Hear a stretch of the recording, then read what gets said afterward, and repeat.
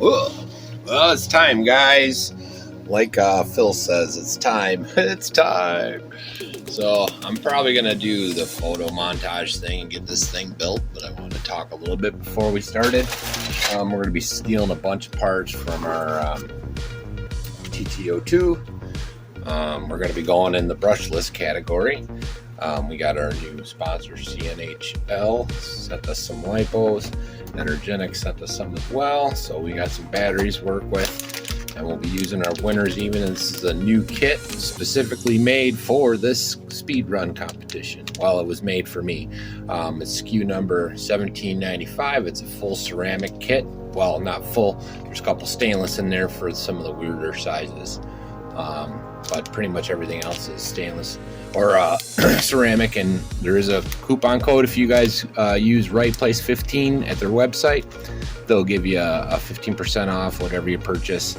And this kit they made relatively inexpensive. Normally these are like $75-80, but they made it tried to get it as cheap as possible for me, and I think it's like $57 or something like that. So go check them out, guys, and we'll be using these in the build. So and we're just gonna get started. I mean, let's get going.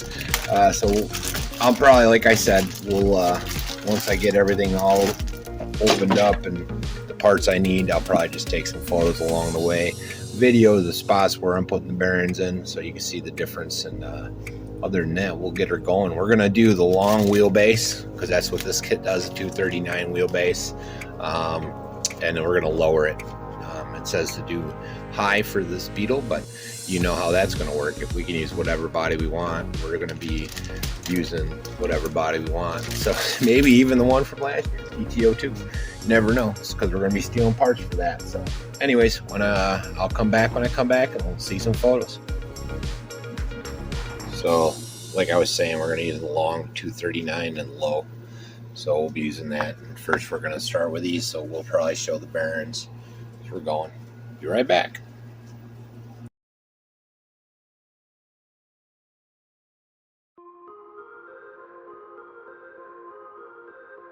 All right, guys, so we're now on part 4, which is putting our gear together, and our gearbox together.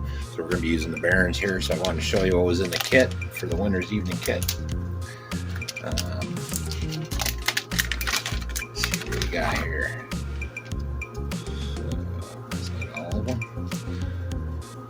You got 2, so there's your tapered washer, which is going to replace those standard brass bushings, the 2 smaller ones, and then these are the larger, normally your BA13 bushings. So we're going to be putting all this in now. Let me start with these guys. These cool. Again, they support me, so if you guys need these, it would be a thank you from me. Like, I don't get anything from you guys buying them or anything like that, but you know, they help me out. So take a look at that. That's beauty. That's beauty. Well, I do get these bearings, but you know, I paid for these, by the way. These are, you know, they sponsored me in general, but they made this kit for me, so you know, it wasn't a freebie or nothing like that. Not like the normal blues. So these are high-end racing, so hopefully it gives me a little edge. I don't know what, but we'll see, right? So this goes in. Sorry, I'm gabbing. I should be working. So this goes in here. What it looks like. We gotta get another hole.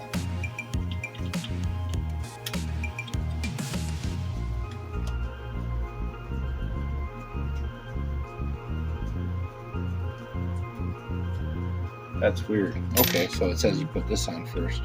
All right, I'll be right back. I'm not quite ready for you to see the rest of this, so I'll be right back. All right, I was getting ahead of myself there. What else to do? So here's where we're putting 2 more of the BA13s, like that. Now the diagram is a little off. Like I said, I've never done one of these before, so this is all kind of new to me, so you got to bear with me, guys. It's similar to the one I was doing, but you see there's 2 bearings in there. on this side, one on this side. From what it looks like, if I'm doing this wrong, I'll correct myself and come back. Oh, does this have to go in first? Yeah, it does. It does. Fast forwards are part of that, so that goes like that. There are gears in there. So the bearings on the inside of that. A lot of bearings in this. Holy cow! All right, so that's that. We'll go back to some pictures as we're going along. Just wanted to show you where those were going. Again, can't say enough. Good people. Good people.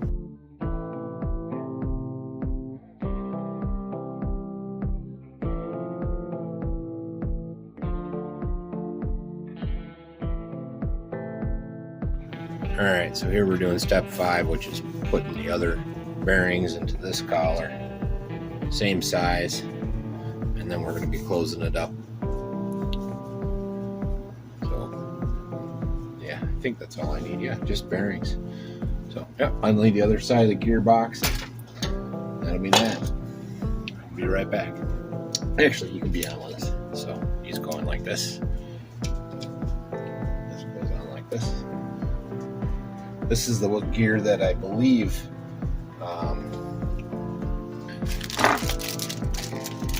Bryce was talking about, that you go on the inside instead of the outside, you use a larger pinion. That's genius, my friend. That's genius.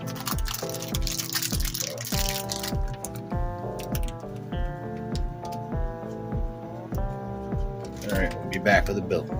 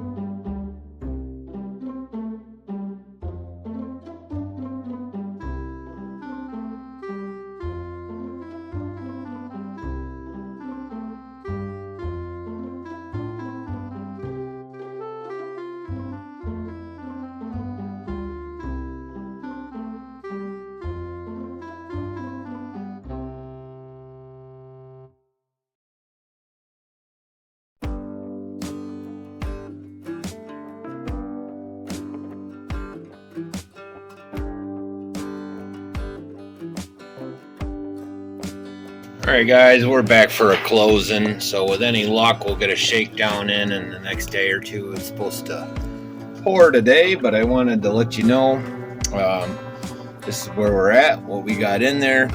You probably saw the photos. Most of those photos are just where the bearings go, because that's kind of what we're highlighting as our, again, the Winter's Evening 1795. Go check them out. They're relatively inexpensive for ceramics. They're probably $20-$30 cheaper than the normal set, and I have a feeling they did that just for you guys, you know, well, to help promote too. But they're so good, I can't even express that. Anyways, so we got our Dumbo with our gyro.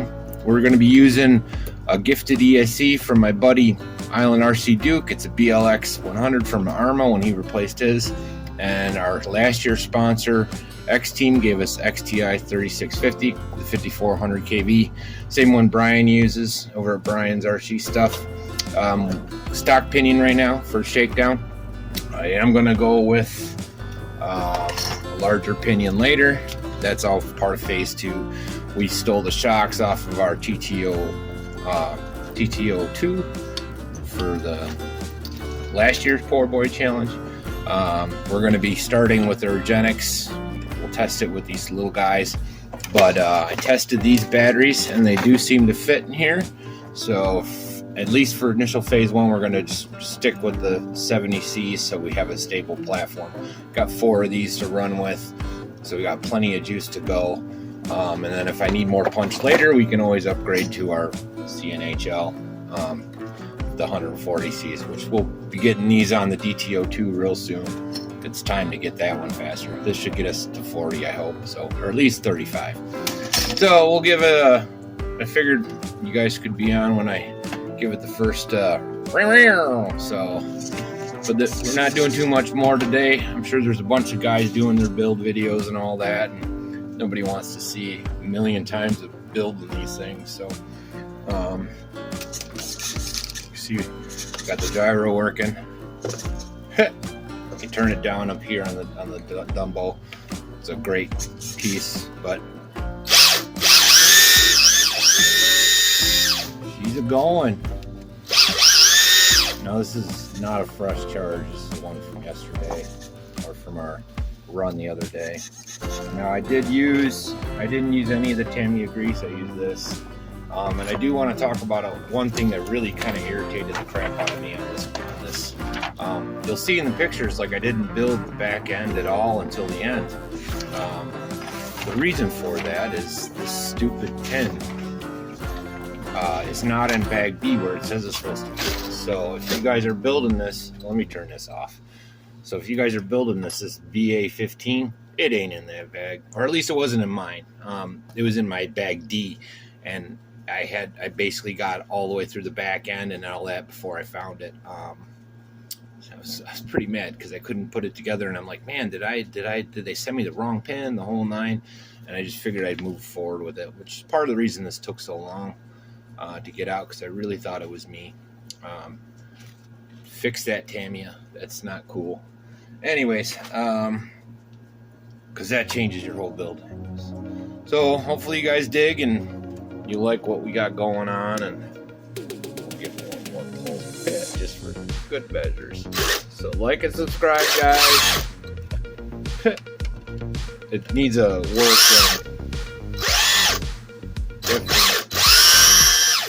Definitely needs a work in.